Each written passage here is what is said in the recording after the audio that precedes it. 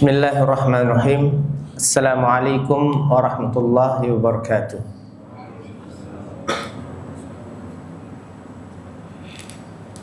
Alhamdulillahilladzi arsala rasulahu bil huda wa dinil haqq liyudhhirahu 'ala ad-dini kullihi wa kafa billahi shahida. Asyhadu an la ilaha illallah wahdahu la syarika lah iqraran bihi wa tauhida wa asyhadu anna Muhammadan abduhu wa rasuluhu wa safiyuhu sallallahu alaihi wa ala alihi wa sahbihi wa sallama tasliman mazida. Allahumma rzuqna ilman nafi'an wa rizqan tayyiban wa amalan mutaqabbala. Allahumma 'allimna ma yanfa'una wa anfa'na ma 'allamtana wa zidna ilman wa hudan wa tuqan wa salahan ya rabbal alamin. Allahumma waffiqna li kulli khairin tuhibbuhu wa tardah. Allahumma ighfir lana wa liwalidina warhamhum kama rabbawna shighara. La ilaha illa anta subhanaka inna kunna minadh dhalimin. Ikhwani azanallahu wa iyyakum jami'an. Alhamdulillah, kembali kita muji Allah Subhanahu wa taala dengan segala nikmat dan kemudahan yang kita terima. Termasuk diantaranya adalah nikmat kita bisa sama-sama melaksanakan sholat subuh berjamaah pada pagi hari ini. Semoga Allah Subhanahu wa taala menerima sholat kita, mengabulkan doa kita, memenuhi hajat kita, dan terus diberikan kita kemudahan-kemudahan yang lain serta nikmat-nikmat yang lain untuk kita bisa manfaatkan dalam segala bentuk kebaikan. Ikhwani azanallahu wa iyyakum jami'an. Apresiasi juga, penghargaan juga saya sampaikan terkhusus untuk semua ikhwah yang memakmurkan masjid ini. Masya Allah, tadi antara azan dan iqamah betul-betul kita diberikan waktu untuk berduaan dengan Allah Subhanahu wa taala. Ada waktu bagi kita berdoa. Dan ini adalah salah satu sunnah yang jarang dilakukan, berdoa antara azan dan iqamah. Padahal Rasulullah sallallahu alaihi wasallam sudah menyatakan ad-du'a la yuraddu bainal adzan wal iqamah. Doa antara azan dan iqamah itu tidak ditolak oleh Allah Subhanahu wa taala. Oleh karena itulah ketika kita diberikan waktu yang cukup antara azan dan iqamah, itu bisa kita manfaatkan. Ikhwani azanallahu wa iyyakum jami'an. Seperti yang termaktub dalam tema kajian kita pada pagi hari ini adalah tentang perilaku umat manusia dalam isyarat Al-Quran dan Sunnah. Ikhwani azanallahu wa iyyakum jami'an.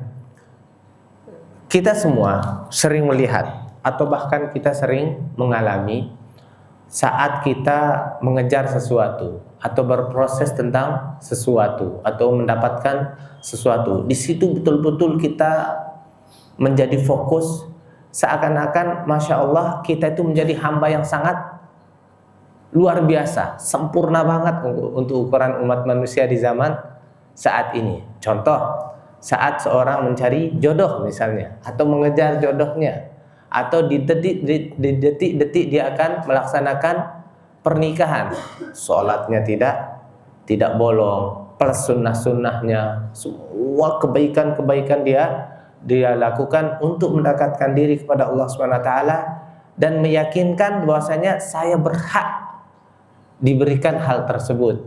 Doa saya berhak dijawab. Itu sering terjadi. Atau saat kita merintis sebuah bisnis misalnya. Saat kita merintis sebuah bisnis, sama. Doa kita, ibadah kita, sholat kita kencang banget. Atau semoga Allah SWT melindungi kita dari segala bentuk keburukan ketika ada anggota keluarga kita yang sakit. Atau kita sendiri yang sakit, kemudian dokter mengatakan ada beberapa vonis yang dikatakan berbahaya oleh dokter. Di saat itu juga kita mengencangkan ibadah kita, mengencangkan doa kita, dan amalan-amalan kebaikan yang lain. Yang menjadi pertanyaan adalah, apakah ibadah dan ikhtiar yang kita lakukan itu tetap konsisten seperti itu saat apa yang kita harapkan sudah kita dapatkan? Misalnya jodohnya sudah ditanggung, usahanya sudah berjalan, penyakitnya sudah sembuh. Masihkah doa sekencang itu? Masihkah sholat serapi itu? Masihkah rasa harap hati kita, amalan hati kita sekuat itu kepada Allah Subhanahu wa taala? Ternyata waliyadzubillah min dzalik, seringkali itu hilang saat kita sudah mendapatkannya. Hilang dia. sholatnya kembali biasa, bahkan ada sholatnya yang kembali ke settingan asal, tidak sholat lagi, tidak rapi lagi, doanya kembali seperti biasa, tidak sekencang sebelumnya, atau bahkan tidak berdoa lagi. Dan amalan-amalan kebaikan yang lainnya juga seperti biasa, atau tidak melakukan kebaikan hal tersebut. Ikhwani azanallahu wa iyyakum jami'an. Bahkan saya pernah melihat seseorang, subhanallah, tapi bukan orang tersebut yang kita bicarakan. Ketika saya suatu saat ke ICU menjenguk teman saya, di sana saya lihat sesosok ayah dan ya sepasang suami istri lah, ayah dan ibu dari sesosok anak kecil yang sedang terbaring di salah satu kasur yang ada di ruang ICU tersebut. Subhanallah, kuat sekali doa orang itu. Saya lihat, ya Allah, dia bilang, seandainya engkau tidak menyembuhkan orang ini, siapa lagi yang menyembuhkannya? Oh, iya, betul-betul diangkat tangan beliau, Masya Allah. Wallahu ta'ala a'lam apa yang terjadi saat itu, setelah itu, apakah Allah SWT menyembuhkan, dan saya harap demikian. Tapi intinya adalah seperti itulah ketika kita memiliki kebutuhan dari Allah Subhanahu wa ta'ala. Ikhwani azanallahu wa iyyakum jami'an. Ternyata semua perilaku kita yang baik, yang tidak baik, yang buruk, atau yang baik di masa tertentu, kemudian kembali lagi ke buruk, atau yang baik dan terus-menerus baik, itu sudah disebutkan secara langsung ataupun melalui isyarat-isyarat tertentu di Al-Quran dan Sunnah Rasulullah Sallallahu Alaihi Wasallam. Kita ambil contoh di dalam surat Az-Zumar. Allah Subhanahu Wa Taala berfirman, wa idza massal insana durrun da'a rabbahu muniban ilaih. Ketika orang-orang kafir itu, orang-orang munafik itu ditimpa masalah, ditimpa musibah, apapun masalahnya, apapun musibahnya, da'a rabbahu muniban ilaih, mereka berdoa kepada Allah Subhanahu wa taala, berdoa plus bertaubat lagi. Thumma idza khawwalahu ni'matan minhu nasiya ma kana yad'u ilaihi min qabl. Tapi ketika Allah Subhanahu wa taala rubah kondisi mereka, yang sulit menjadi mudah, yang sakit menjadi sembuh, yang berhutang menjadi terbayar, ya, dan lain sebagainya, kembali lagi mereka ke kondisi asal mereka. Wa nasiya ma kana yad'u ilaihi wa nasiya ma kana yad'u ilaihi min qabl. Mereka lupa lagi apa yang mereka lakukan, ibadah mereka. Wa ja'ala lillahi andadan liyudilla an sabilih. Bahkan mereka kembali menyekutukan Allah Subhanahu wa taala. Apa kata Allah Subhanahu wa taala menutup ayat ini? Qul tamatta' bi kufrika innaka min ashabin nar. Nikmati keadaan kalian ini. Nikmati kekufuran kalian ini. Innaka min ashabin nar. Sesungguhnya engkau termasuk penduduk neraka. Ikhwani azanallahu wa iyyakum jami'an. Ini kondisi orang munafik. Ini kondisi orang kafir yang disebutkan di dalam Al-Quran. Ketika ada kebutuhan, kencang sekali doanya. Dan ini pengetahuan yang kita ketahui bersama. Ketika kita mempelajari sejarah, kajian sejarah dan lain sebagainya, kita selalu diingatkan bahasanya dulu orang kafir atau belajar tauhid. Dulu orang-orang kafir di Mekah itu tidak setiap saat mereka menyembah berhala. Ketika mereka sangat butuh, ada hajat yang diinginkan, mereka meyakini keesaan Allah Subhanahu wa taala. Kapan mereka kembali menyembah berhala? Ketika mereka kebutuhannya sudah dipenuhi atau terpenuhi. Kemudian yang lebih berbahaya lagi adalah petikan ayat terakhir, qul tamatta' bi kufrika innaka min ashabin nar. Katakan wahai Muhammad, nikmatilah kekufuran kalian ini. Innaka min ashabin nar, sungguhnya engkau termasuk penduduk api neraka. Pantas saja ikhwani azanallahu wa iyyakum jami'an, seringkali kita merasa ketika nyaman-nyaman saja, baik-baik saja ketika melakukan maksiat. Sering. Itu salah satu tanda kemaksiatan kita sudah di luar batas yang ada. Hati kita sudah tidak bisa mendeteksi lagi ini tidak beres. perasaan kita sudah tidak bisa mendeteksi lagi ini tidak baik-baik saja. Karena ada mengatakan tamatta' bi kufrik. Itu yang poin yang kedua. Poin berikutnya adalah ayat ini diturunkan untuk menjelaskan kebiasaan orang kafir.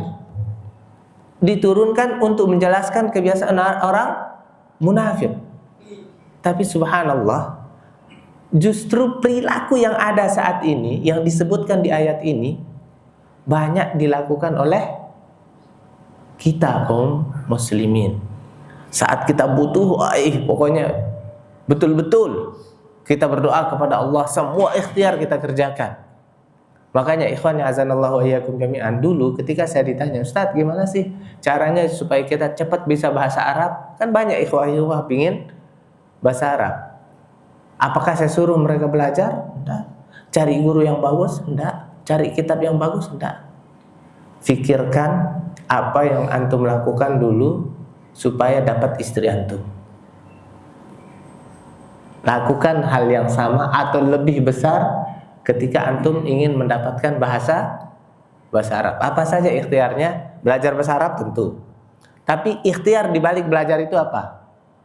Doanya, ibadahnya. Layaknya mau nikah dulu.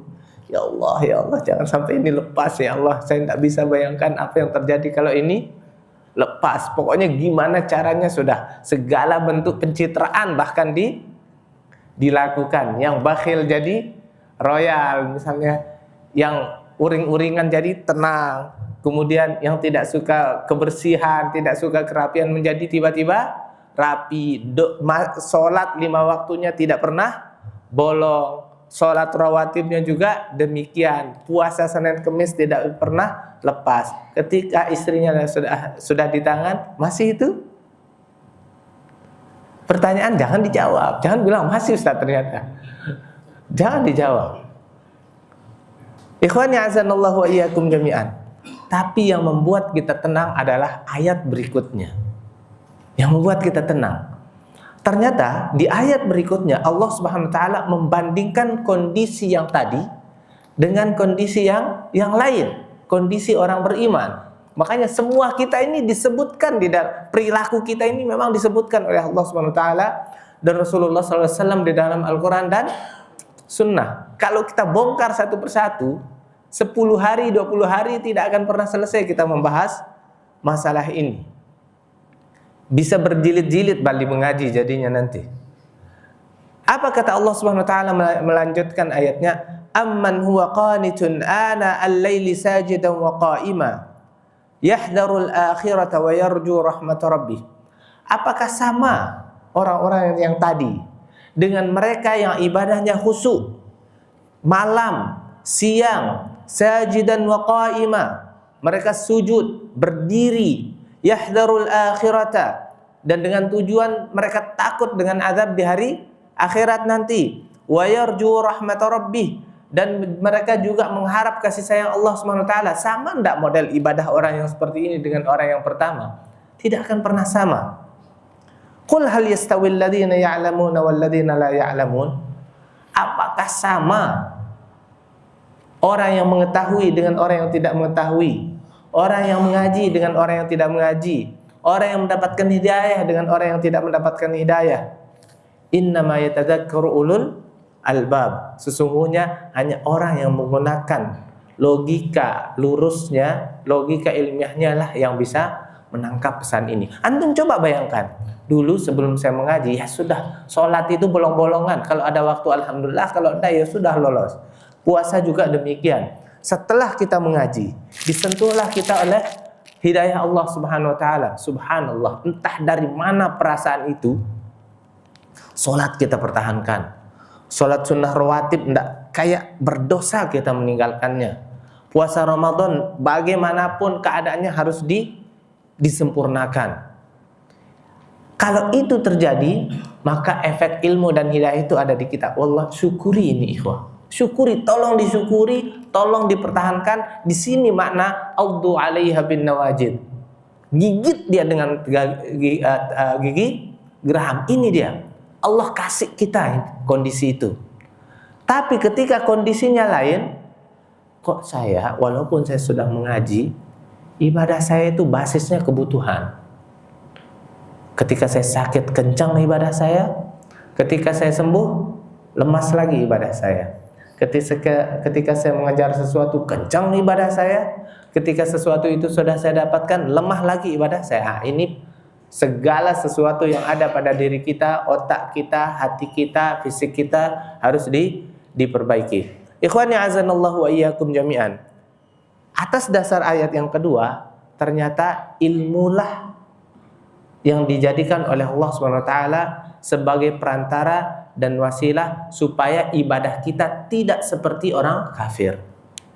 Ilmulah yang dijadikan oleh Allah SWT sebagai perantara, sebagai wasilah agar mental kita saat beribadah tidak seperti orang munafik. Orang kafir, orang munafik ibadahnya berbasis kebutuhan. Orang mukmin ibadahnya berbasis pengabdian dan taat kepada Allah Subhanahu wa taala. Ikhwani azanallahu wa iyyakum jami'an. Oleh karena itulah ketika ilmu itu ada, di situ apapun yang ada pada diri kita itu akan lurus. Contoh, ketika Rasulullah SAW didatangi oleh Adi bin Hatim. Ketika itu Adi bin Hatim menggunakan kalung yang ada salibnya. Apa kata Rasulullah SAW ketika melihat Adi bin Hatim? Itrah hadzal wathan.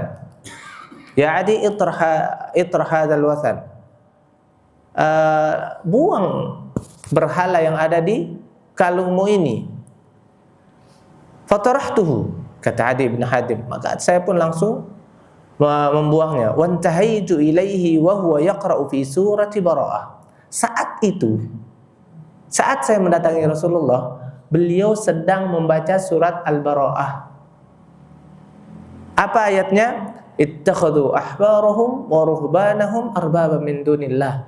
Mereka menjadikan rahib-rahib mereka dan pendeta-pendeta mereka sesembahan selain Allah. Mendengar ayat ini dibaca dengan segala keterbatasan secara manusiawi yang ada saat itu pada Adi bin Hatim, beliau tidak terima. Kami tidak pernah menjadikan rahib-rahib kami dan pendeta-pendeta kami sebagai sesembahan selain Allah. Tidak terima. Qultu ya Rasulullah, lasna na'buduhum. Kami tidak pernah melakukan itu. Apa kata Rasulullah SAW meluruskan pemahaman Adi bin Hatim dengan ilmu? Awalaysa yuharrimuna ma ahallallah fatuharrimuna. Bukankah kalian itu memiliki kebiasaan ketika mereka mengharamkan apa-apa yang Allah halalkan, kalian ikut mengharamkannya tanpa dicek, tanpa divalidasi? Wa yuhilluna ma harramallah fatuhilluna. Dan ketika mereka menghalalkan apa yang Allah haramkan, kalian ikut juga menghalalkannya? Qala bala. Kalau yang ini benar ya Rasulullah. Fatilka ibadatuhum. Ya seperti itulah model peribadatan mereka. Ikhwani, ada beberapa poin yang kita ambil petik dari peristiwa ini. Yang pertama, Adi bin Hatim tidak merasa ada satu kondisi bahwasanya itu adalah sebuah petaka. Apa itu? Fanatisme buta ternyata salah satu bentuk peribadatan. Adi bin Hatim merasa baik-baik saja. Yang kedua, Rasulullah SAW meluruskan hal tersebut dengan ilmu yang beliau sampaikan. Ini termasuk salah satu model peribadatan. Ikhwani, sama dengan kita. Ketika kita tidak memiliki ilmu agama, di sana kita tidak akan pernah bisa memahami kondisi, bahkan kondisi pribadi kita sendiri. Tidak usah jauh-jauh. Ayat yang tadi yang kita baca, yang kita sepakat, para ulama juga sepakat bahwasanya itu diturunkan untuk ke orang-orang kafir dan orang-orang munafik. Ayat itu mensifati kebiasaan orang munafik dan orang-orang kafir. Ternyata, kok mirip ya dengan perilaku kita? Ini kan bahaya. Kalau tidak ada ilmu kita tidak akan sadar. Ketika ayat itu masuk ke otak dan hati kita, di situ kita tersadar, ya Allah. Berarti saya rubah sekarang konsep ibadah saya. Tidak boleh berbasis kebutuhan. Apapun keadaannya, ibadah saya seperti itu, lillah, karena Allah Subhanahu wa taala. Ini perilaku yang pertama yang disebutkan oleh Allah Subhanahu wa taala di dalam Al-Qur'an, plus dikuatkan oleh Rasulullah sallallahu alaihi wasallam. Model perilaku yang berikutnya adalah perilaku yang ketika manusia itu kehilangan kepercayaan, atau bahkan ketika melakukan sesuatu tidak berbasis ilmiah. Misalnya, apa kata Rasulullah SAW dalam sebuah hadis? Sayati 'alan nasi zamanun wa qala aw baina yaday sa'ah sanawatun khadda'at. Akan datang satu masa, dan itu dekat sekali dengan kiamat. Sanawatun khadda'at, yang penuh dengan tipu muslihat. Yusaddaqu fiha al-kadhib. Para pembohong justru dianggap sebagai orang-orang yang jujur dan peduli. Wa yukadzdzabu fiha as-shadiq. Orang yang jujur justru dianggap sebagai orang yang banyak berbohong. Wa yu'tamanu fiha al-kha'in. Orang yang memiliki track record berkhianat justru diberikan amanah. Wa yuhawwanu fiha al-amin. Dan orang yang memiliki track record amanah justru hindari orang ini, kata orang. Jangan ini, tidak bagus, tidak asik. Wa yantiqu fiha ar-ruwaybidah. Yang ini para sahabat nanya, tidak tahu, ya Rasulullah, wa ma ar-ruwaybidah? Apa itu ruwaybidah ya Rasulullah? Qal ar-rajulu tafi yatakallamu fi amril 'amah. Ar-ruwaybidah adalah orang yang tidak memiliki background ilmiah, justru berbicara banyak tentang hal-hal yang ilmiah. Dia bukan ahli ekonomi, berbicara banyak tentang ekonomi. Ketika orang ikut konsep-konsep yang dia sampaikan, orang malah bangkrut. Dia bukan ahli kesehatan, berbicara banyak tentang kesehatan. Oh, kalau sakitnya ini obatnya, campur ini dengan ini, akhirnya orang sakit. Banyak seperti itu. Kemudian dia bukan ahli agama, berbicara banyak tentang agama, sesat orang. Ini yang disebut dengan ruwaybidah. Bayangkan ikhwah, kapan disampaikan hadis ini? Dulu di zaman Rasulullah SAW. Bahkan karena tidak terjadi saat itu, para sahabat bertanya, "Wa ruwaybidah ya Rasulullah? Apa sih ruwaybidah ini?" Kalau para sahabat bertanya dan dijelaskan makna ruwaybidah itu, kalau kita, bisa jadi kitalah ruwaybidah itu. Di zaman ini antum buka YouTube sekarang, langsung ruwaybidah semua isinya itu. Antum buka Facebook sekarang, ruwaybidah semua. Masing-masing orang berbicara tanpa background ilmiah, seperti yang saya katakan tadi. Bukan masalah agama, ekonomi, kesehatan, semua. Setelah kita tanya-tanya, ini orang kesehatan enggak? Terus dari mana dia dapatkan? Campur kiri, campur kanan. Ini orang ekonomi enggak? Bukan. Seperti itu ikhwan azanallahu wa iyyakum jami'an. Dibongkar perilaku kita oleh Allah Subhanahu wa taala, dan dibongkar perilaku kita oleh Rasulullah SAW. Bahkan perilaku umat manusia. Catatannya adalah, ketika kita termasuk orang atau model orang yang dibongkar di sebuah ayat, atau yang dibongkar oleh hadis Rasulullah SAW, segera selesaikan diri dengan hal tersebut. Jangan bertahan, ya kok saya yang dimaksud tapi nyaman. Jangan. Hindari hal tersebut. Karena Rasulullah SAW atau Allah SWT dan Rasulullah SAW menyebut kondisi itu dalam konsep yang tidak baik, dalam konteks yang tidak baik. Ikhwani azanallahu wa iyyakum jami'an.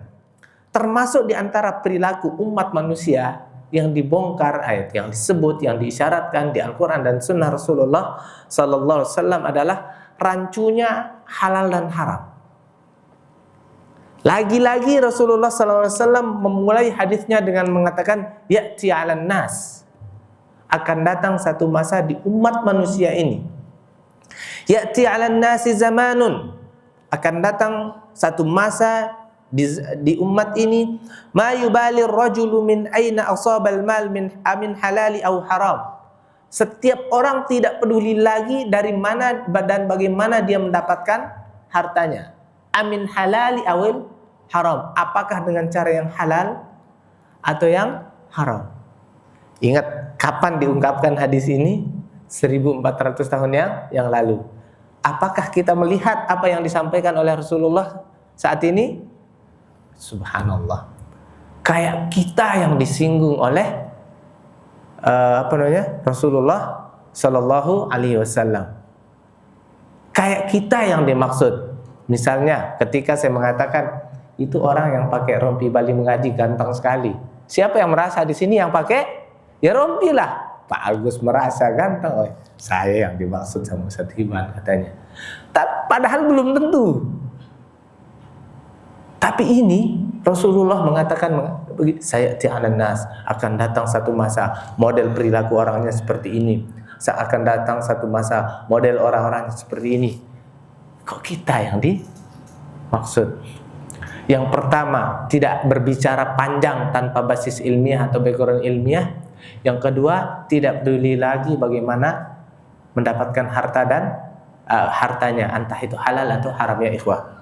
Masih kita bersyukur kalau itu bukan kita. Tapi akan menjadi tantangan dan PR ternyata itu ada di keluarga kita, ada di kerabat kita, dan ada di masyarakat kita.